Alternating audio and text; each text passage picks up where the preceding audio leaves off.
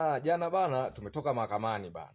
Jamangu ndoa ilikuwa inamsumbua sana ndoa, yani ndoa ilikuwa inamsumbua kweli bana.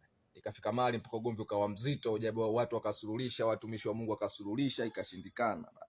Basi ikafika mahali wanataka kuachana mzee. Watu wakasema basi achaneni, kumbe mwanamke target yake aliweka kwamba wakiachana mali watagawana, kwa sababu mwanamke alivyokuwa anaolewa na ule jamaa, alimkuta na gari moja, alimkuta na nyumba mbili, alimkuta na kiwanja, alimkuta na bajaji. Umeona bana, na ukicheki mwanamke mkishazaa inakuwa mtihani kidogo pale mnapotaka kuachana. Kwa mwanamke akategemea bana mali zote afanyaje? Watagawana mzee.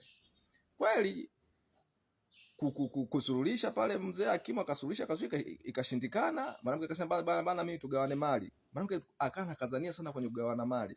Bana tugawane kimoja endelee na maisha yake. Watoto wanabaki wanashangaa ujue. Rafiki zake pia wengine wanamwangalia, wengine wanajifanya msikitikia. Analia na kulia. Huyu mwanamume mimi amenitesa na nionea sio na nini ndani ya malazi. Bana we. Jamaa akasema bana kweli vitu kweli mimi alinikuta navyo lakini sio vyangu, vitu vya familia.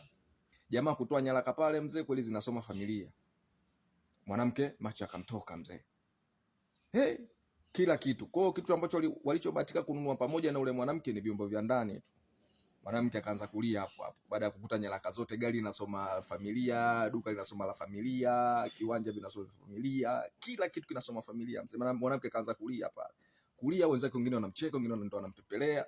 Kweli nimeamini kwamba mwanamke anaweza kuolewa na mwanaume kwa sababu ya mali pia.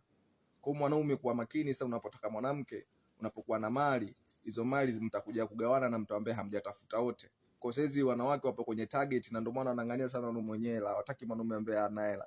Kwa mwisho wa siku ndoa ikamshinda, hakimu akahukumu akagawana vyombo kwa sababu vyombo ndio wamenunua pamoja. Wakagawana vyombo, biashara ikaisha. Nasikitika sana.